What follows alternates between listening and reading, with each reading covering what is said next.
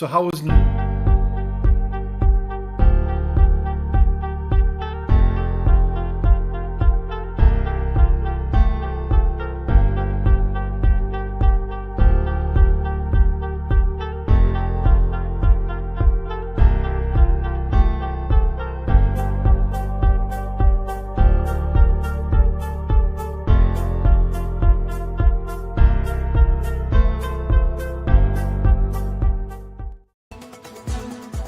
Big topics, big ideas, and practical policy solutions. This is Leaders on the Frontier with your host, David Leis. Well, it's Thursday, November 21, 2024, the year of our Lord. It's David Leis here, your proud host of Leaders on the Frontier, and a warm welcome to everybody for joining us today for this live conversation about a number of things, and really it's about Trump 2.0. What do you think? Did you hear there's an election on November 5? And golly, there's a lot of changes in the works, or at least it appears to be. So a good afternoon to everybody in our audience. Good afternoon to you, Prairie. And so, just climb on board. We are really excited about our conversation as usual. I've got a very special guest. And before I introduce Leighton Grey from Grey Matter and the world of law and other worlds of public policy, I wanted to just talk about some headlines. It's always interesting. Every Thursday, we climb on board here on Leaders, and we talk about, I think, some very important issues. And so we really appreciate everyone's feedback and questions, comments, and golly, there's a lot going on. I just picked up yesterday the International Criminal Court in The Hague has issued warrants for, well, a number of people like Bibi Netanyahu, the Prime Minister of Israel, and of course different Hamas leaders. So what's that about? What do you think is going on there as they serve those kinds of warrants? Maybe that would be a good question for our guest, Leighton Grey. It's interesting, Blacklocks, and if you're not familiar with Blacklocks, it's a great, very factual-oriented newsletter. It's all about the facts, and you can subscribe to that. But it's very interesting. They just released yesterday a confidential federal document, a memo within the bowels of the bureaucracy in the federal government that 350 criminal gangs are involved in turning out wholesale production and trading of fentanyl, one of the deadliest drugs out there. It's done horrific damage in terms of loss of life. But the document says Canada is now a source and transit country for fentanyl, a net exporter. So go figure. And also in the news, we probably heard about the Liberal government's announcement that has just come out, I believe, this morning, that they're looking at reducing or eliminating the GST temporarily for 2 months, I believe, if this is accurate, on a number of items from toys and restaurant meals. And they will be sending us each as Canadians, if below, I think it's the $150,000 threshold, $250 checks. So that's part of their multi-billion-dollar affordability initiative. I find this so ironic on so many levels, as the government has created so much inflation and this affordability wreck in the first place. So remember, inflation doesn't come from you, the consumer, or the producer. It comes from having too much money supply circulating in the economy. And the other news related to that is that economists are now weighing in on the inflation report, where inflation is edging up again. So we'll see whether or not the Bank of Canada can make another cut in its basis points. Maybe it's 25, maybe it's 50. What do you think? So those are very important issues because it relates to everybody's Canadians' life, especially as they go about their days, as they put gas in their tank, as they renew their mortgages. We've also noticed that we are in the 6th day of a postal strike. Have you noticed it? What do you think is going to happen here? How is that going to pan out? That's another good question with our guest. And I also noticed that we have a federal cabinet minister that has resigned yesterday, Randy Bissonnette, if I pronounce it correctly, and we'll get to that in a moment as well as we catch up on issues. So, again, a warm welcome to everybody. Thank you for joining us as we talk about this very important topic. Coming out of the November U.S. elections, there's been a lot discussed about this on Frontier. You may have noticed actually a program that was recorded, frankly, a few weeks ago with Jim Lakely, a vice president and at the Heartland Institute, as well as a former journalist that's covered Congress and also the White House. And I think it was, in retrospect, a very good conversation. And I'd encourage you to look at that. So my guest is a great friend and colleague. His name is Leighton Grey. And warm welcome to you, Leighton, for joining us from Grey Matter. How are you today? I'm well. Thanks for asking. It's my pleasure to be on your program. Looking forward to our conversation. So, Leighton, you are a man of many talents. You used to play hockey. Gosh, maybe we played hockey together years ago. I don't know. On opposing teams, probably. Did you ever get elbowed in the head during a game? If not, then you didn't play against me. I did not have that misfortune. So you were Mr. Elbow, I suspect. That was one of your moves, was it, Leighton? But no, I have so much respect for what you do, Leighton. And you're also a constitutional lawyer. And so you bring a lot of perspective on the world of Canada and what's going on in this country. And I know you care deeply about this nation. And so I'm delighted. So I can't resist, but this sixth day of a postal strike, how is this going to be resolved? Like it's fascinating to me. Like, are they in binding arbitration yet where they really have to be put in a room? Because this is, I think, a pretty important service, the Postal Service. I missed the mail already. What about you, Leighton? Where is this headed? Do you have any thoughts on that? I got to know the collective bargaining agreements that exist between the Canadian government and postal workers pretty well during the course of a case that I handled. Lasted about 2.5 years, where we had actually sued the federal government and Canada Post over its vaccine mandates. And the short answer is yes, there are arbitration procedures within the collective bargaining agreements, but they don't favor workers very much. The workers really, and this is, I think, why they're in a strike situation, really that's their go-to move, is just to refuse to work. There is legislative provision for the federal government to order them back to work. They are an essential service, but I don't foresee that happening anytime soon.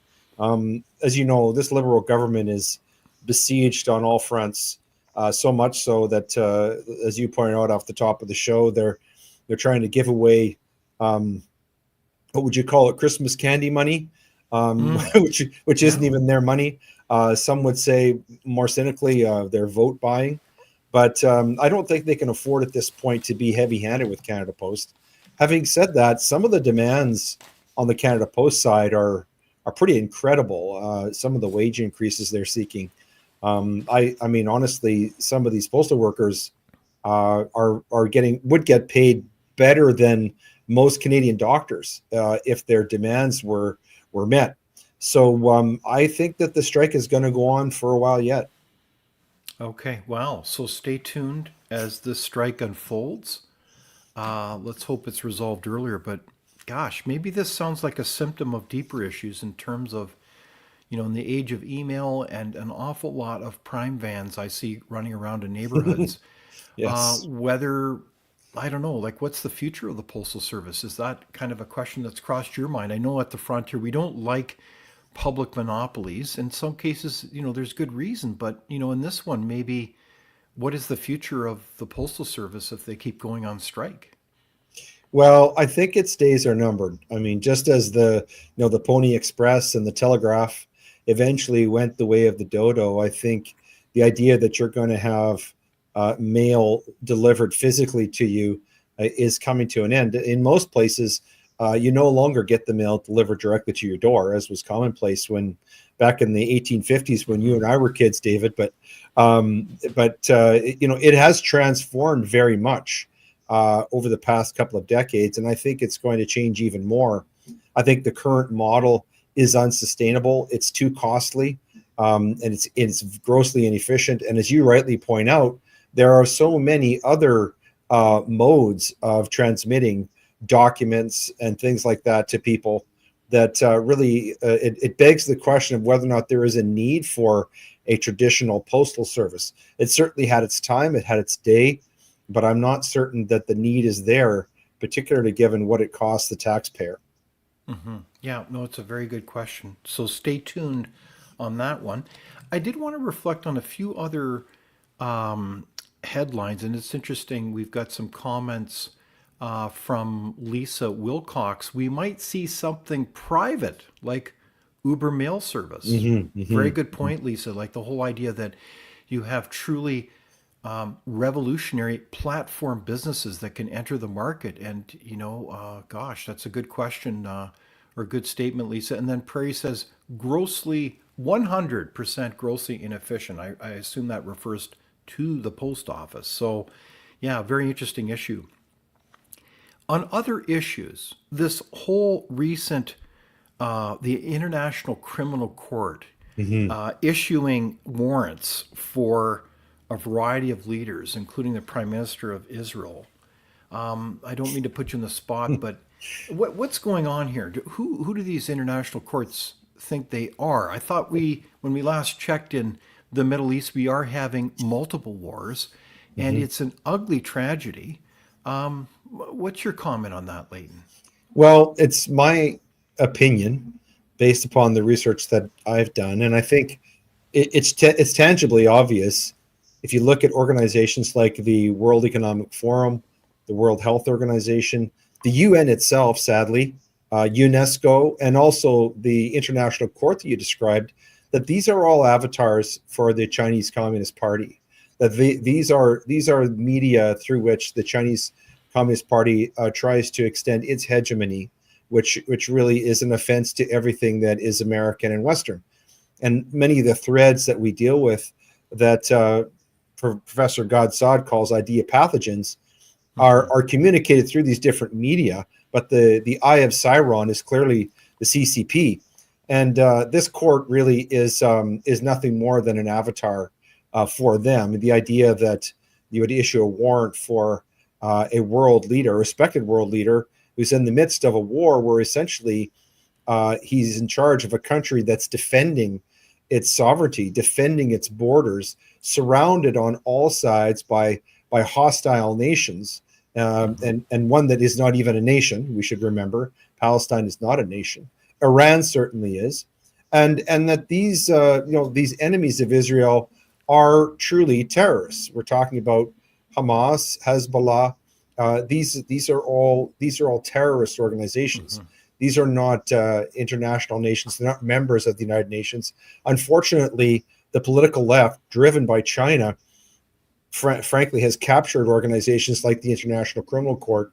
And so, unfortunately, in terms of a justice engine or a way of affecting international justice, this court really has no teeth. And I don't think it should be taken seriously. Okay, very interesting commentary by our special guest today, Leighton Grey, constitutional lawyer, the host of Grey Matter. What do you think? It's very interesting issues that are going on around us, and so it behooves us to open our eyes. And these are all, interestingly enough, related to our topic when it comes to understanding the impact of the election of Donald Trump 2.0. Now, it's been a very interesting election. I know that I'm a person of statistics. I almost did a Freudian slip of statistics. But the whole issue is that, I follow very closely. I'm a big fan of Rasmussen polls. There's some other, I think, very good pollsters out there, but there's an awful lot that are terrible pollsters. But it was a remarkable election from many points of view. And just right off the top, we've got the GOP captured the popular vote. They got the Electoral College, and they got the House in terms of the Congress. They also got the Senate, and they got the White House. So that's a trifecta. As you are able to create really what was a stunning victory. Were you surprised by the electoral outcome, Leighton? I was not, and I was not for two main reasons. Number one, the more we saw of Kamala Harris, the more obvious it became that this person could never become president. She just got worse and worse, and her campaign at the end became really pathetic when they started paying millions of dollars to twerking celebrities and Oprah Winfrey and all these other people to try and save the election for her. But I think in the end it became really obvious that she was just not a winning candidate. The other reason why is kind of a personal one, and that is I happened to be in Henderson, Nevada, about a month ago, right before the election, about a week before, and just as a fluke, it was God's hand was working. I was there on my last day visiting my son in Las Vegas. He's playing hockey down there, and I had nothing to do. And I went downstairs and I asked the hotel concierge, what is there to do today around Las Vegas? He goes, well, sir, there's a Trump rally right across the street. And so Across the street. Across the street. So I stepped outside and I followed a man in a blue suit and orange hair and a bright red tie who was not Donald Trump, who was trying very hard to look like Donald Trump. And I stood in an arena of about 20,000 people. And I was in a group of about, roughly 250 people holding hands and praying that Donald Trump would win. And it was at that time, in that place, in that personal moment, that I got MAGA. I actually understood what MAGA is. And MAGA is not what we're told it is on CNN or Fox or anywhere else. It is a truly authentic conservative movement. And it's hooked into the soul of a nation, particularly rural Americans, everyday hardworking Americans of every stripe and color, but especially those who are Christian. It has a particular Christian flavor, character to it, which of course is core to conservatism, true conservatism, in my view, at least in a classical view. And it was through that experience and in the aftermath of it that I became convinced that this was a movement that simply could not be stopped. And so that's a long-winded way of saying no, I wasn't surprised. But I'm very intrigued to think about what this is going to mean, not only for America, but also for the rest of the world, not least of whom are those of us who live in what sometimes is called America's top hat, otherwise known as Canada. Yeah, indeed. So that's a very interesting experience as you're minding your own business around the hotel lobbies and you wonder what is there to do, and all of a sudden in the wink of an eye you go to a rally to see it in person. So that sounds like a little bit of history there, Leighton. And so this is the point, is how do we understand what the Making America Great Again movement is? See, it strikes me that, certainly in Canada at least, I've noticed that the legacy media has, frankly, I think, totally bought into the legacy media from the United States, which I would argue is largely a narrative of the Democratic Party, not entirely, but largely. And so it's almost like, I'm not assuming we understand what MAGA is all about. Is it a white supremacist movement? Is it a Christian nationalist movement? Like, there's a lot of labels, including almost like this, like we've been trained to hate Donald Trump. Like, and he's got this heavy Queen's accent and all the rest, but a lot of Canadians, frankly, aren't on board with MAGA at all. I mean, maybe it's 25, 30%. I don't know. I mean, there's different polls around that. So what is MAGA really about? Well, I think you're right. I think it's largely misunderstood. I think that the media, you quite rightly state, is largely responsible for this. The short answer to the question, what is MAGA? In my view, is this. It is a response, a global response, which is originating in America, but it is a global response to globalism. And I think it underestimates MAGA to say that is particular to America. And the reason why is you see the response in places like Japan, places like Hungary, Serbia, many nations throughout the world, Argentina, El Salvador, all basically joining hands and being very, very supportive of MAGA and of the Trump administration and what it stands for. Now, that is going to be a very interesting thing, not only for Canada but also for the rest of the world. It's very clear, I think, when you listen to what Mr. Trump and members of his new administration are saying, is that what MAGA stands for is a rejection of all the many points of globalism, of globalist ideology, which have dominated politics and really life throughout the West, especially over the past 5 to 10 years. The Biden administration was fully bought into all of this. Trudeau has been fully bought into this from day one. You see Mr. Starmer in Great Britain, Mr. Macron in France. And of course, we know what these things are. This is climate catastrophe. This is the woke ideology, critical race theory, diversity, inclusion, equity, all of this stuff, which has led to incredible conflict in the world. We're on the precipice right now, sadly, of World War III. There are many people right now who are concerned that Russia is threatening to unleash nuclear strikes on parts of the United States and foreseeably other targets in the West. And I think what MAGA is a response to all of that. It seeks to end the madness of that. To making America great again is not just about making America great again. It's an attempt to restore some balance and some peace in the world that we have not seen for a very long time. Mr. Trump has said many times that the reason why he's in this, the reason why he sought re-election to the presidency, is because he wants the world to be peaceful.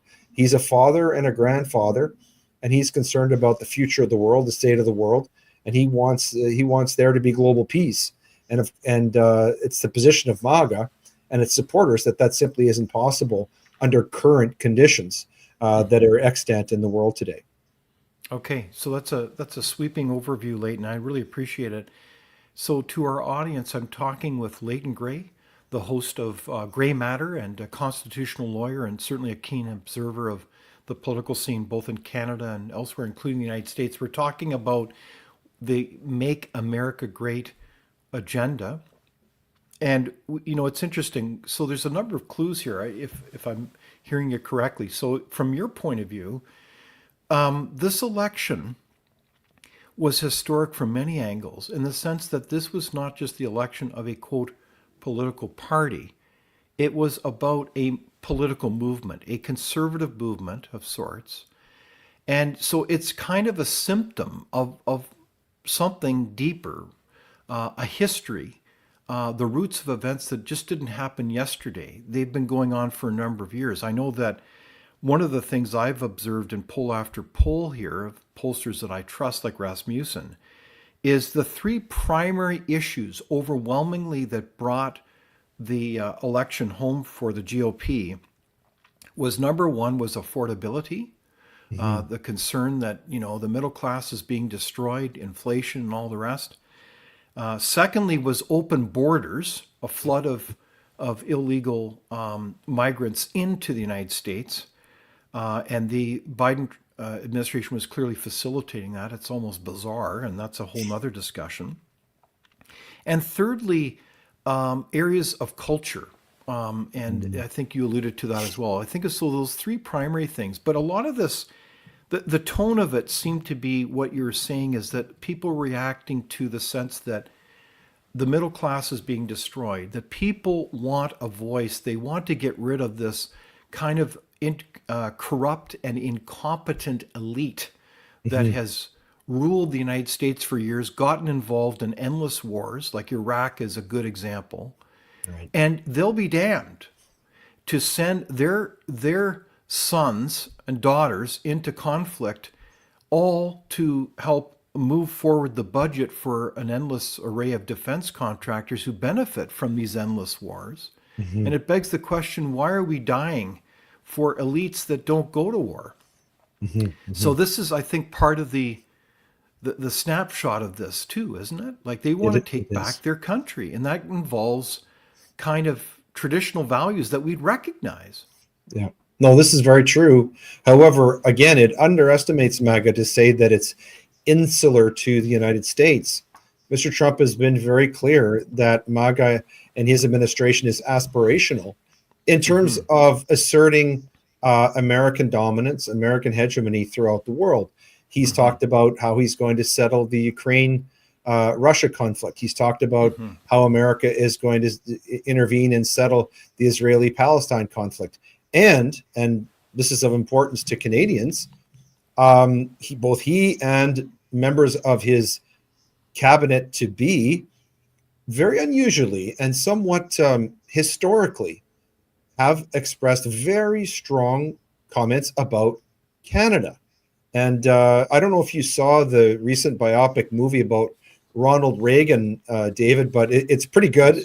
Yes, I It did. stars, stars Dennis Quaid in the starring role as Ronald Reagan. And so I went back and I did some reading about Ronald Reagan. I found a kind of a chestnut where Ronald Reagan, he was inaugurated in 1981, and he represented a strain of sort of hawkish free market conservatism that was at the time was the ideological antithesis of then Canadian Prime Minister Pierre Elliott Trudeau. And nevertheless, at first, the two got along great. In fact, Reagan wrote in his memoirs, he said, went to Parliament Hill to meet PM Trudeau, discovered that I liked him. Yes, But that's right. this new Trump cabinet presently taking shape seems to really, really hate Justin Trudeau. Hmm. U.S. administrations usually lack strong opinions about Canada, but not this time. Donald Trump, Tulsi Gabbard, Robert F. Kennedy Jr., Marco Rubio, Matt Gaetz, who apparently has stepped aside, but Hmm. and Mark Homan, the new border czar, have all expressed strong negative opinions about the current Canadian leader. And so, as Trump fills out his cabinet, it's becoming clearer his appointees see the Trudeau government as the emblem of everything they oppose. And getting back to my comments about globalism, the Canadian government has really become an avatar for that globalism. And so there's a serious question here about how is this going to affect Canada? Because Hmm. maybe for the first time since 1812, the United States sees Canada as a geopolitical threat to the safety and security of the United States. And so, one question to be asked is, well, what is that going to mean? Is the United States going to take more of a more sincere scrutinizing interest in the domestic politics of Canada? How is that going to impact trade? People might remember back in February 22, Donald Trump was giving a speech at CPAC. He described Justin Trudeau as an authoritarian dictator, and Donald Trump promised to free Canadians from the tyranny of this dictator. This is not language that we've ever seen before in my lifetime, certainly, from an American president. Okay, Why? so you're Why you're is the you're U.S. so interested in surmising. Canada? Yeah. Okay, so perhaps you're onto something here. I mean, the United States is our close friend and neighbor, ally, and you're suggesting that, gosh, maybe we're on a divergent path from a policy perspective, and not only that, to top it off, there's some interpersonal dynamics where people don't appreciate each other. Mhm. But from a policy point of view, we're on very different paths as nations here. Is that what you're getting at? So we could stand Yes. to lose a lot here as a country. Is that right? Yes, and also there may be a lot to gain. Um, what we're seeing right now, and this is something that I've never seen before in my lifetime, David, is the American administration, the Trump administration, is looking at Canada and drawing a distinction between the people, the Canadian people like you and me, and those who are listening and watching your show, and our government. Much in the same way that previous administrations drew a distinction between Fidel Castro and the Cuban people, the way some people might draw a distinction between Xi Jinping or the North Korean dictator and the people of those countries. And so this is something that the Americans are doing. And basically what it's saying is that the Trump administration views the Canadian government with suspicion, with disregard, and with concern that it poses a threat not only to Canadians but to the United States and to Western hegemony. And of course, given Canada's close connections to China and Justin Trudeau's antagonism of many Western leaders, including Donald Trump, which is continuing, by the way. He recently was out in front at international conferences saying that other leaders are coming to him for advice about how to deal with Donald Trump. I mean, try not to laugh. But that's the antagonism that Justin Trudeau has set up for us in relation to countries like Russia, India, the United States, up and coming rising powers in the world, on the world stage, like Argentina under the leadership of Javier Milei, who's just performing absolute miracles in Argentina right now, completely turned that country around in a matter of 6 months. To me, that's joyful to see that, because it shows that if we get the right leadership, Conrad Black is right, that if Canada just had proper leadership, what could we be? We could be a world superpower. Indeed. So, audience, what do you think? Do you think Leighton Grey is onto something here? What do you sense are the implications of a Trump 2.0 administration across the board, both in the House, the Senate, and in the White House? So, Leighton, you bring up a lot of, I think, very profound points, because there's a lot at stake here. And I can think of many examples. If we think, for example, of tax policy, certainly we've had conversations here on this program with senior advisors on the economic side, like Steve Moore, about tax policy that the administration will pursue. And it's really, well stated. It's about low taxation. It's about getting rid of regulation, getting rid of bloated government. It's profoundly unleashing the opportunities for growth, including energy. Right. So I can see a scenario where, as they pursue this agenda, Canada really will be on a very different path of prosperity. Right now, if we look at just the figures of family income in Ontario, it is almost 20,000 less than one of the lowest performing states in the United States, named Arkansas. So you have a situation where I think that difference in prosperity is going to be very different, because historically our nations have been more or less, if you go back some 50 decades, and I can show you the statistics, our standards of living have been relatively similar, sometimes higher, sometimes lower, but kind of on a similar path. But we're on a great divergent path as our productivity levels continue to decline in our standard of living. And I think that, and I guess my punchline is that money flows downhill just like water. And so if you have a very attractive economy that is growing, prospering, that attracts not only all the money for business investment, but also the people. And I think this is where, you got to build a team, a strong team in Canada, and you've got to do that with good public policy, let alone on the tax side. What do you think, Leighton?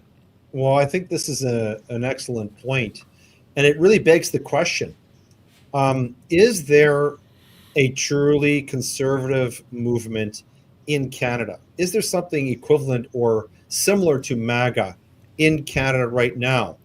If there is, I don't see it. I don't sense it.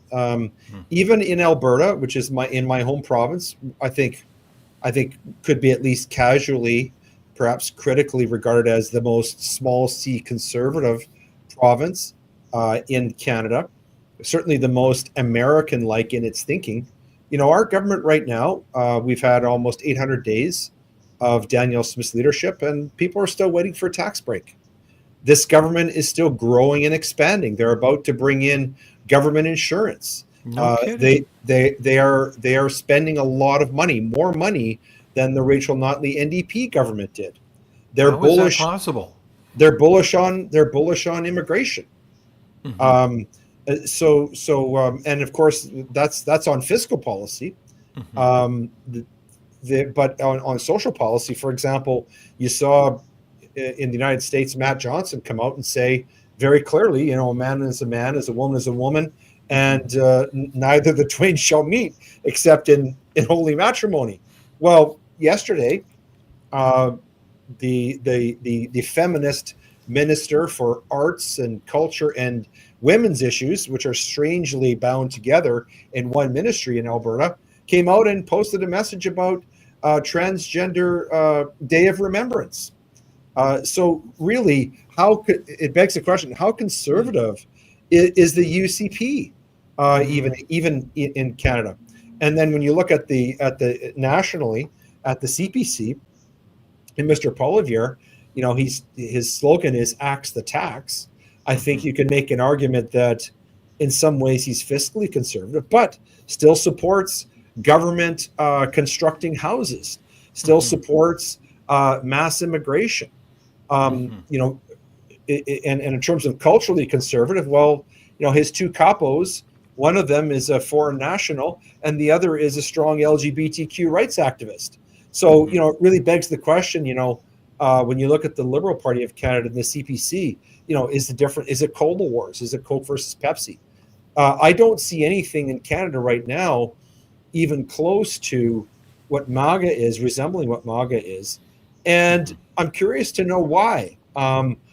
This is something that I'm really following closely to see whether perhaps we will get caught up in the slipstream of MAGA. Perhaps we might see, for example, Mr. Poilievre's party turn and sort of follow the slipstream of the Trump administration, much the way Brian Mulroney's government did very successfully during the 1980s when Ronald Reagan was in power. And of course, that was a very prosperous time for Canada, right up until the time when Mulroney blew up the party. But I mean, sorry to Brian Mulroney fans, but it's going to be very interesting to see, David, what is MAGA going to mean for Canada? What are tariffs going to mean? What's going to happen when the United States gets back to being energy independent and fracking and producing a lot of oil? As Canada, as the government of Canada tries to suppress and destroy its own oil and gas industry. Very, very interesting questions coming forward for Canadians. Indeed. So I've got a number of comments, Leighton, from the audience, including Ruth McNeil, who says, I think it will be good for Canada. We just need to get rid of this government. I think that is very much in line with Amen, your Ruth. observation. Change of policy. Ruth gets a big salute from me in terms of getting rid of it. A big salute from Leighton to Ruth.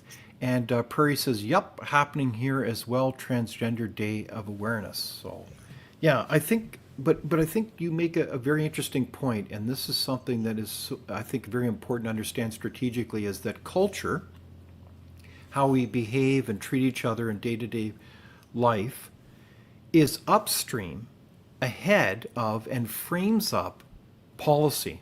Right. So in Canada, I think what you're getting at is that it seems like our governments, even if they're in name of, quote, conservative or more traditional, I don't want to be too much of a generalist here, or generalizing too much, but the point is that it seems like our culture in Canada is even more embedded in our institutions of this woke, radically progressive cultural socialism. I mean, there's different words I can use, but they're very important words as it relates to I mean, this is such a large topic, but in Canada, I think part of our culture is that people are generally very nice people.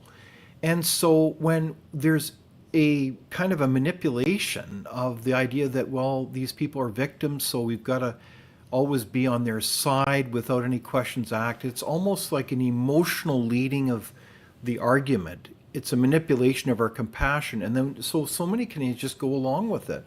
And obviously, we've got to have compassion for people, but it's got to be based on truth. Even things like what are called science. So things like the Cass report in the UK by this preeminent pediatrician that did a meta-analysis, a massive research document, which I've had the pleasure of reading, is a utter eye-opener as it finds out this gender affirmation approach is utter bunk. Yeah. And yet our countries, our governments that we have trust in, and I think that's another thing, is Canadians tend to have a lot of trust in government, and perhaps we need to be, like so many Americans, maybe a little bit more skeptical of governments and say, well, what they're saying isn't actually based on science or facts. So we need to use our critical thinking skills. Anyways, I could go on and on about this, Leighton, but I think you're onto something, is that in Canada, do you think it's too late to turn this around? Are we too much of an outlier now? I know that in many respects, Canada is an international outlier on so many issues. We're kind of seen as a kind of a radical woke nation now. It's kind of pathetic. Well, it's disappointing because my answer to your question is no, I don't think it's too late for Canada.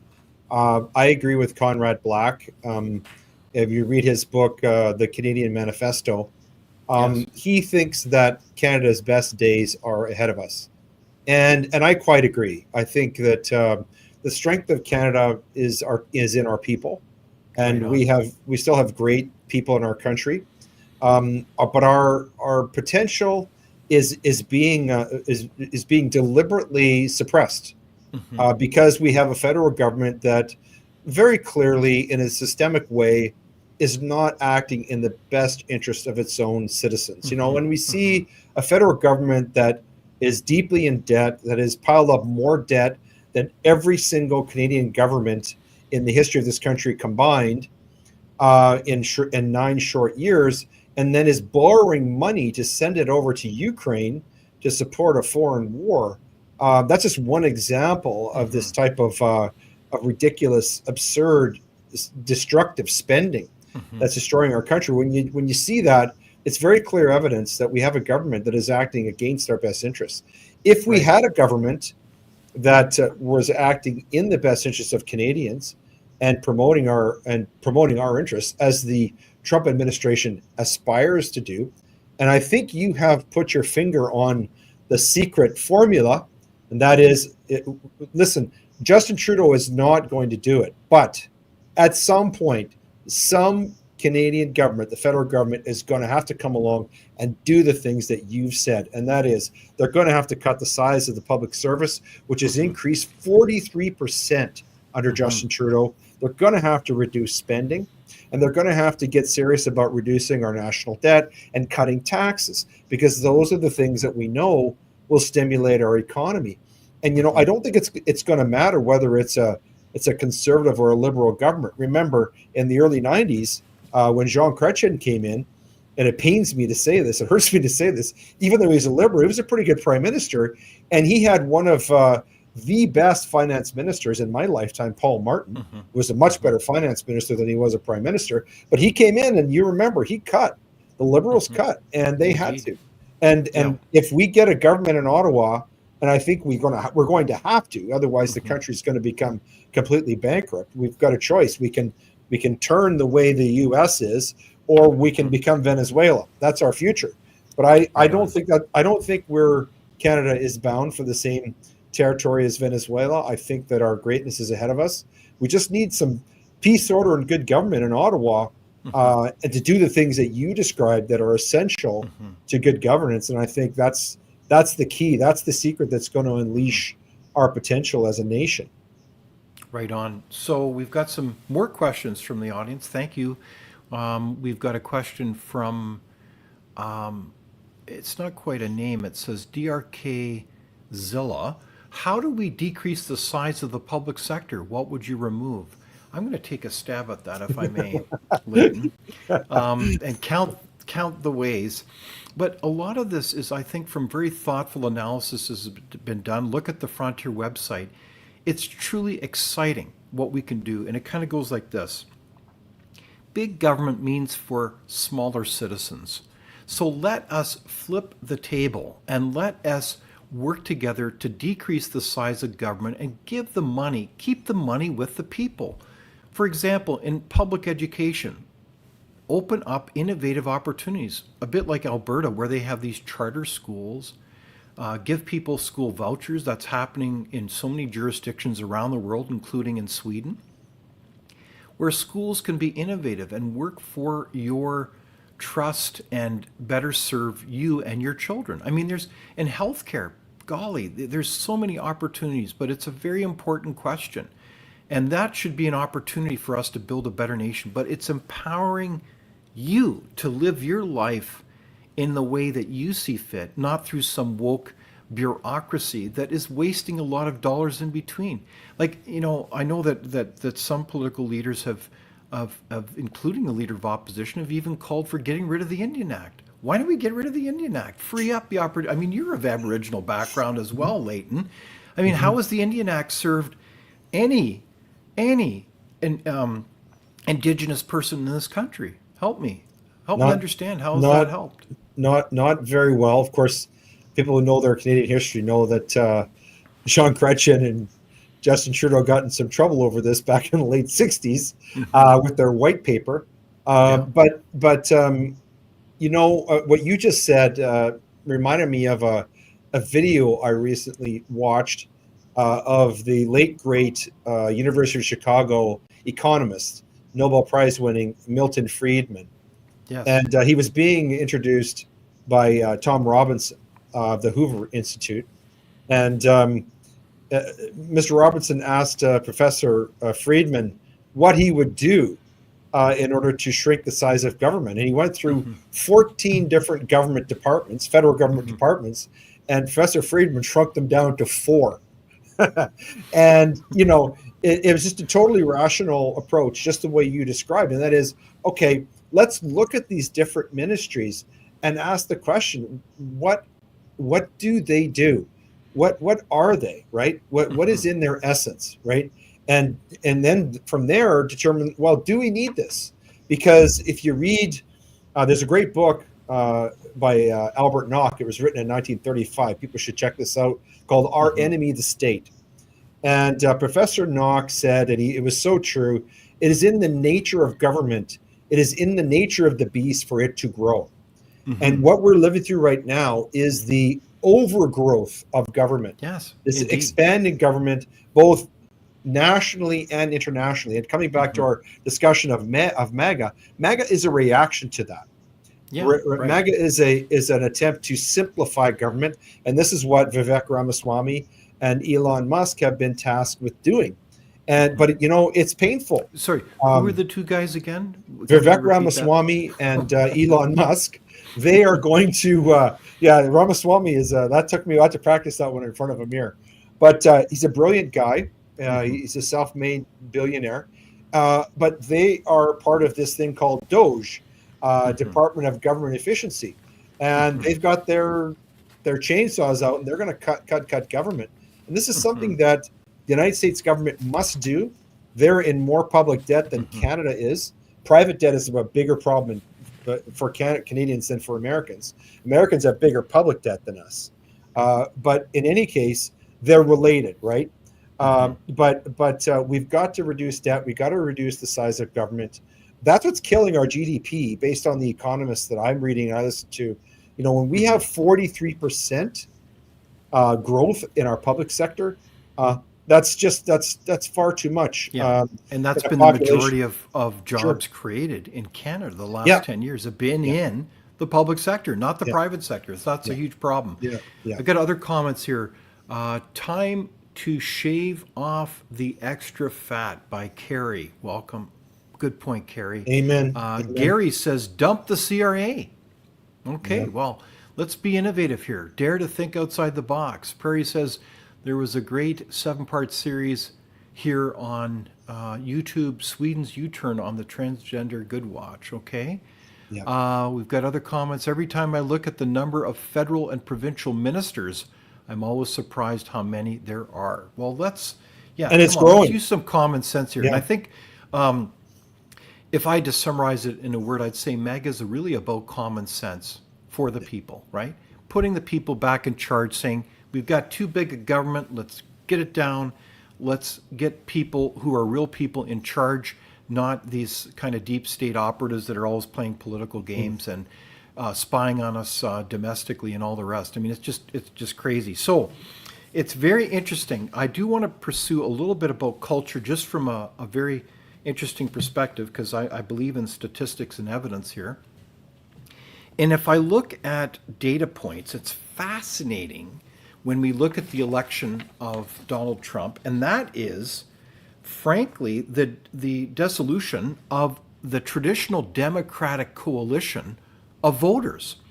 And Yes. very specifically, you had a surge of people from groups such as Hispanics. Almost half of Hispanics in the country voted for Donald Trump.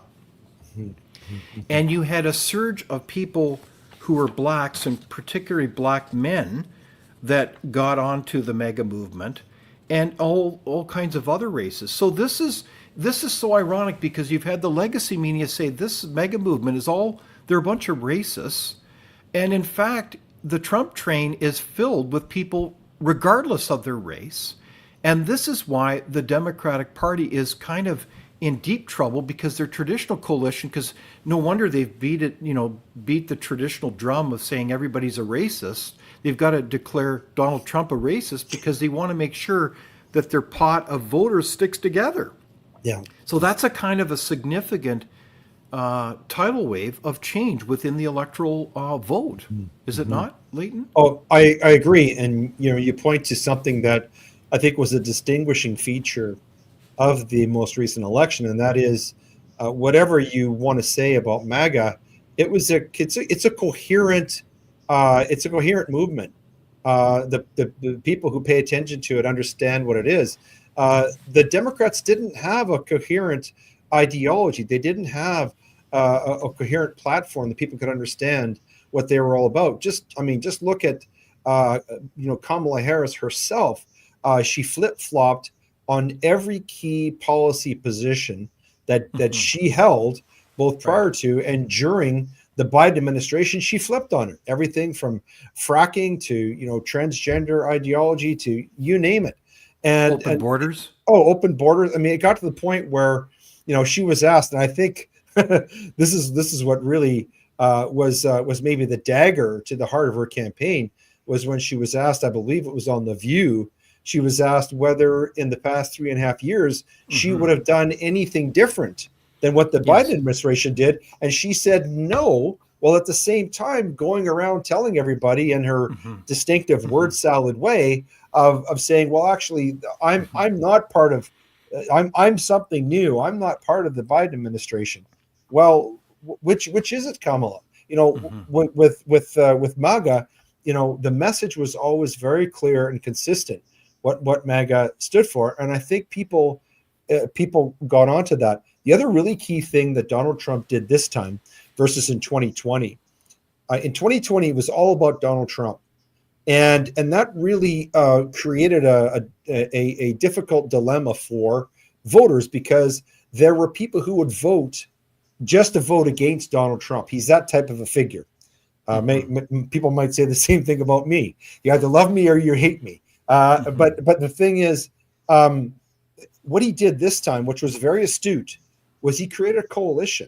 It wasn't just Donald Trump. Now you have Robert F. Kennedy Jr., who has very different ideas than Trump on many things. You had Elon Musk and his many millions of followers. And this is the man of the age.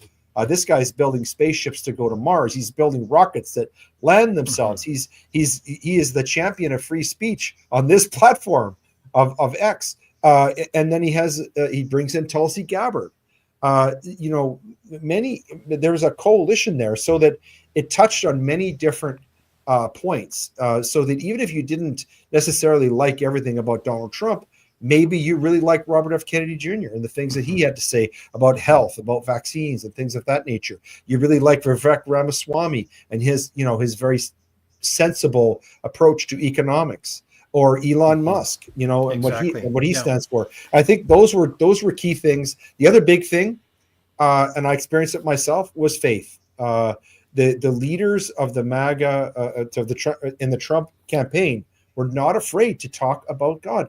I watched a video of Robert F. Kennedy Jr. Maybe you saw this one, David, where he said during COVID he was praying for a leader, an American leader, who would come along and you know, save America from Indeed. this madness of Yes. vaccines. And I think that was huge for many voters. Indeed. I think, to be blunt, they threw everything, including the kitchen sink, when it came to lawfare charges that had no basis in law whatsoever, at Donald Trump.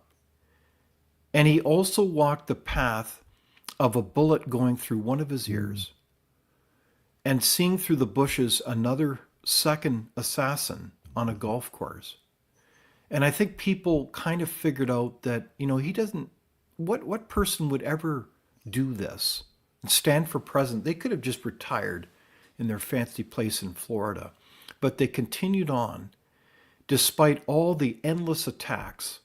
And I think at some point there was a kind of a resonation of authenticity, because if we look at the stats of people who are low propensity voters, people that have not voted for 20 years, Right. Mm-hmm. they're appearing in my statistics here on Rasmussen. It's very unusual because they recognize someone who said, oh my gosh, finally there's someone standing up for us, the little people, and I'm going to take a risk on that. So I think it's a very interesting dynamic, and I'm not sure if we understand that yet, but it's kind of historic.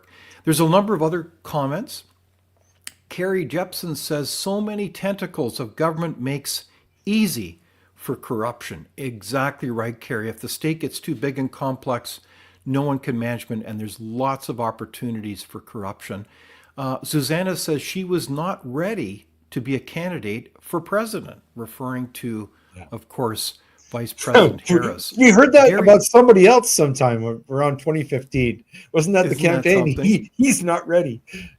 Isn't that interesting? And Gary says maybe not dump, but cut back to CRA. So a qualification on that earlier comment.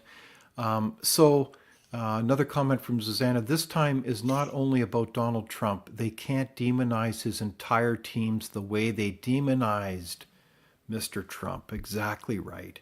So, you know, let us shed the kind of simple binary thinking, black and white thinking of what things are at. But this is why this conversation is so important.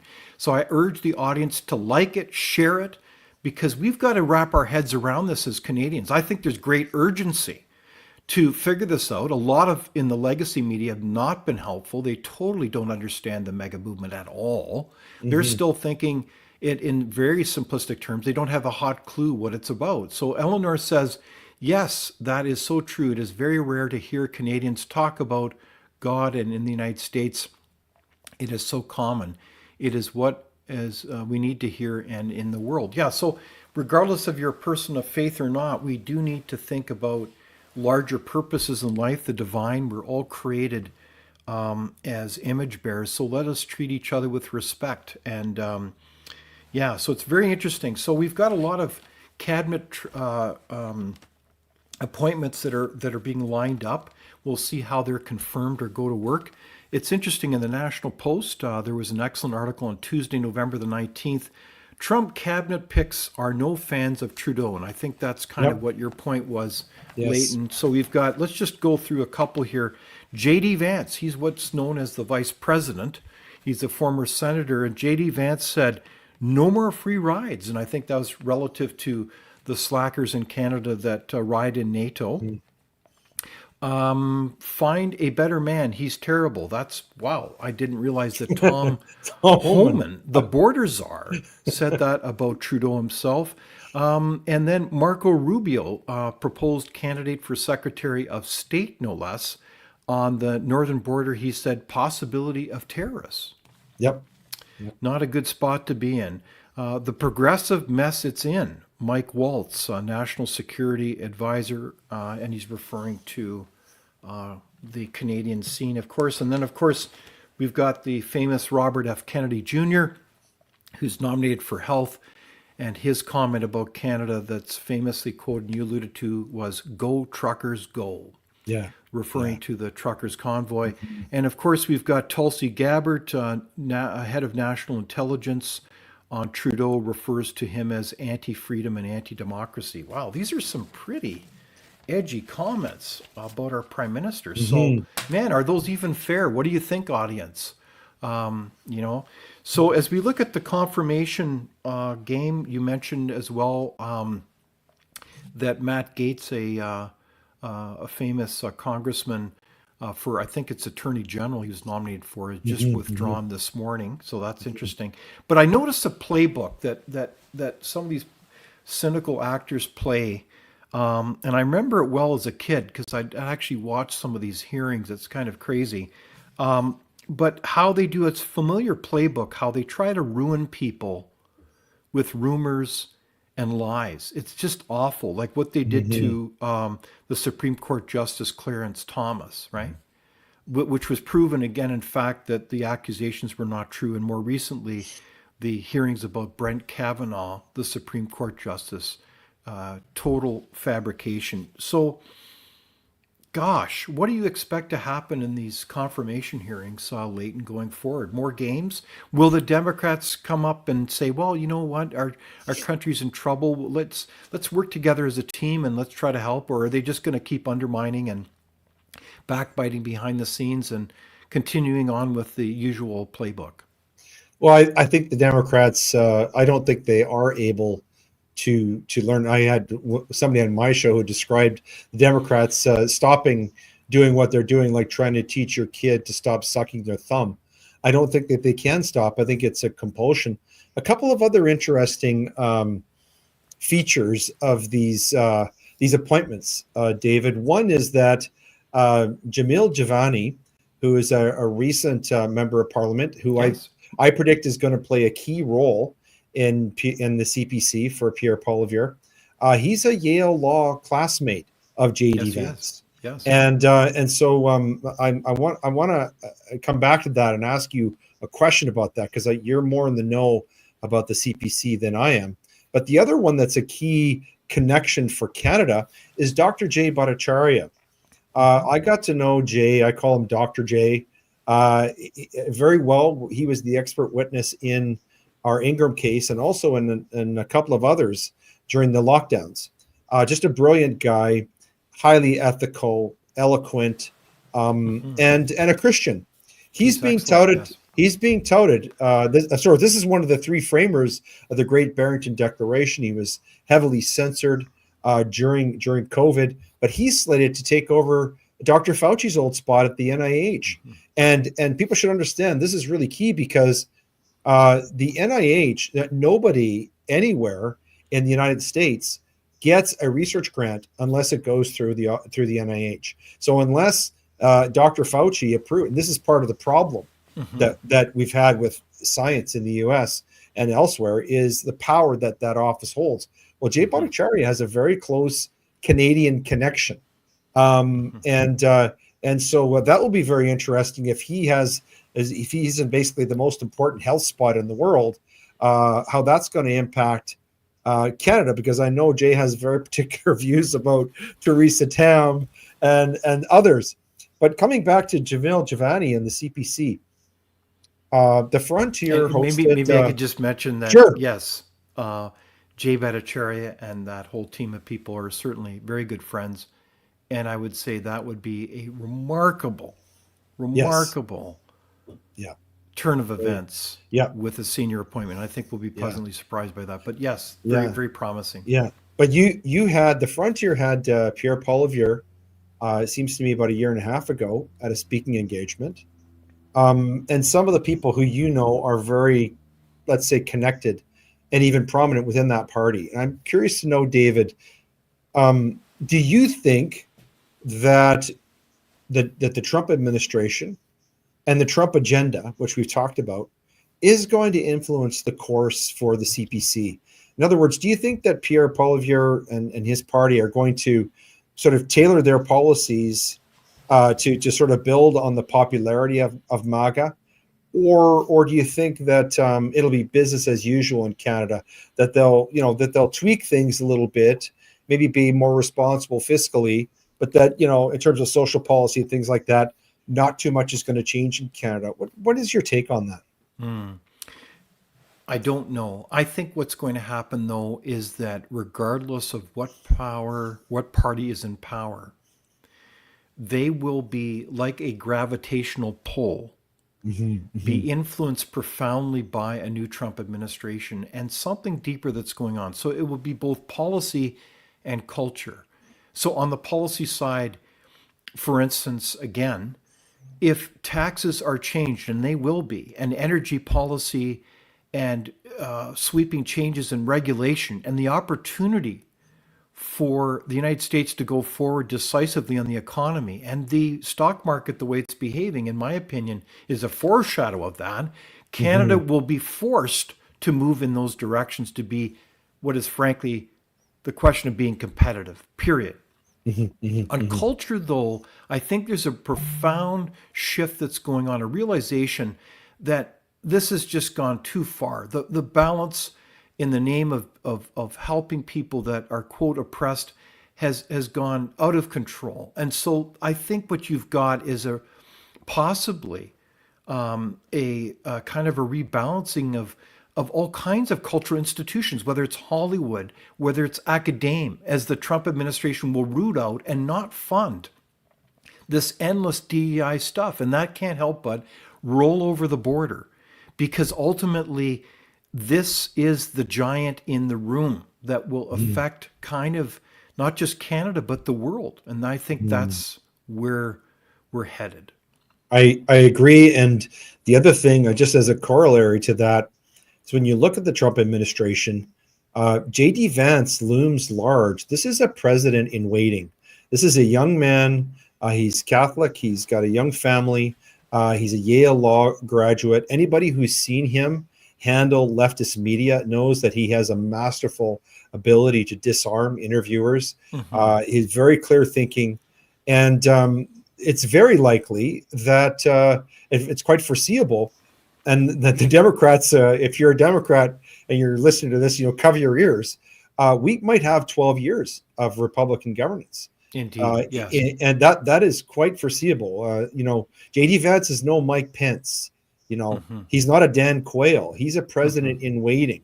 And of course, there are other people who are very strong conservatives who will challenge for the Republican nomination. Let's not forget about Ron DeSantis, or even someone like Vivek Ramaswamy. Would Elon Musk cannot run for president, but what if he aligns himself with one of these candidates the way he did with Trump? Right. We could be dealing with a Republican president in Washington for a very long time. Indeed. And if we continue with our current politics, which are really antithetical to the Trump administration, that simply is not sustainable. That's kind of the point that you're making, I think. Exactly. There is another key appointment that was, I haven't before this air been able to confirm it. It's a very interesting appointment that I think is probably one of the most important ones, and that is a guy named Russell Vought. And he is likely to be the new Office of Management and Budget Director. Yeah, okay. And this is the pivotal position. I have watched him for years, and I think he will make an extraordinary impact on really right-sizing the state. And this is both at a macro level and a tactical level. So stay tuned. Again, that's Russell Vought. I got a comment here.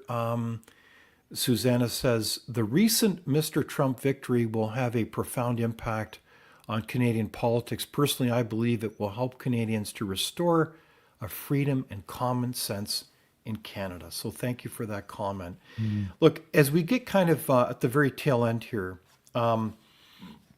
I guess one of the things that is very concerning as well, and it's not just the size of the state that a Trump administration confronts. I think it's a state or level of institutions, in my observations, and we know a lot of history the last 10 years here, of frankly deep corruption. I think if you look at the polls, the level of trust that Americans have for the FBI, the letter agencies, has never been lower.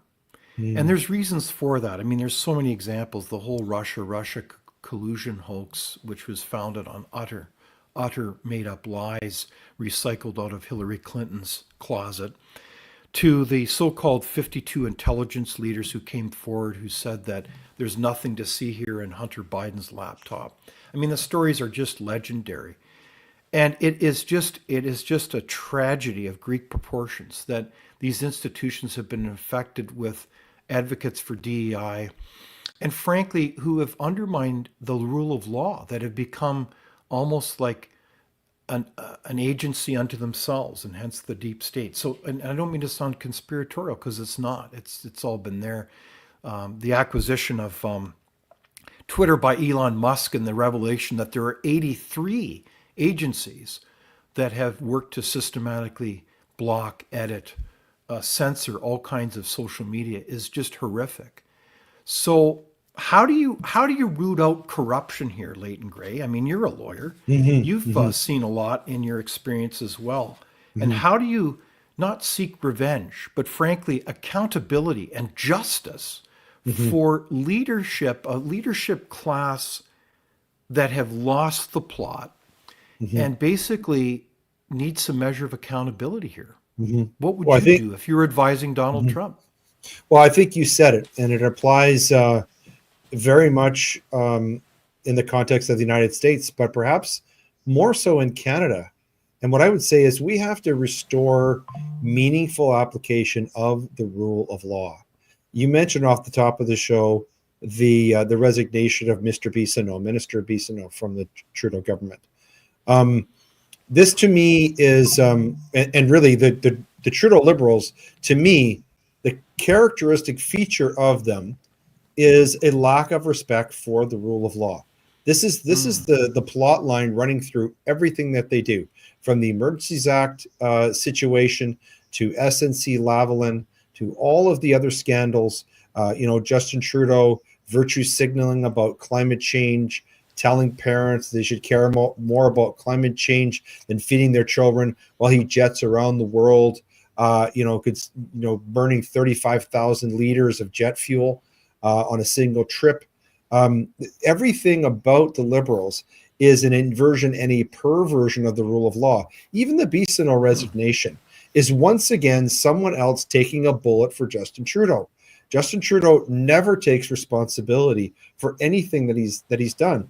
Honestly, if he were the right honorable Prime Minister of Canada, the honorable thing to do long ago is to resign and step down as Prime Minister, or at the very least, to call an election in a country which overwhelmingly does not approve of his leadership, even within his own party.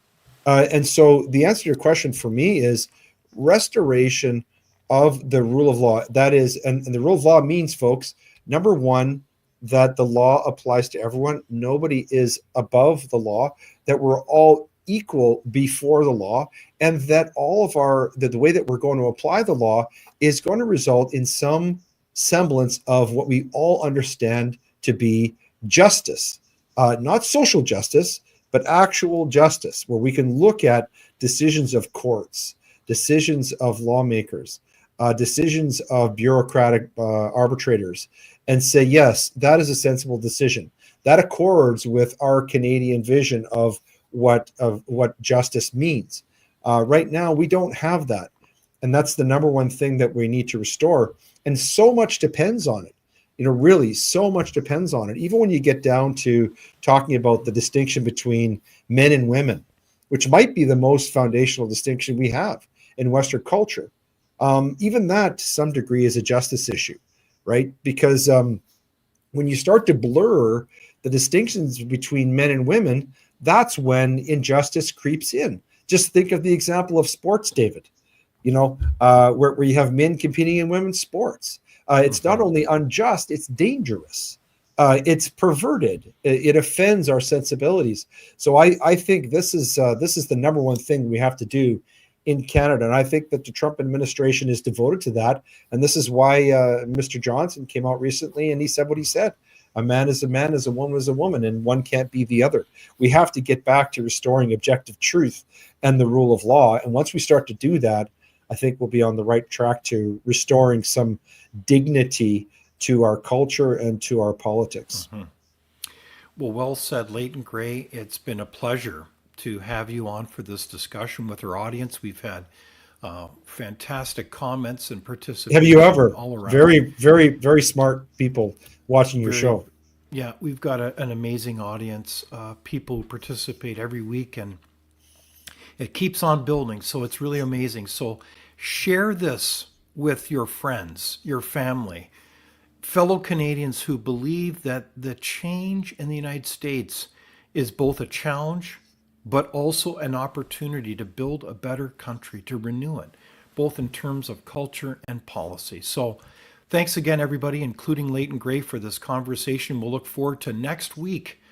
Same time, same place, this Thursday. So please sure to join us, where we'll be having a special book launch about the second edition of A Critical Examination of the Truth and Reconciliation Commission. So be sure to join us. So thank you, and have a terrific day, everybody.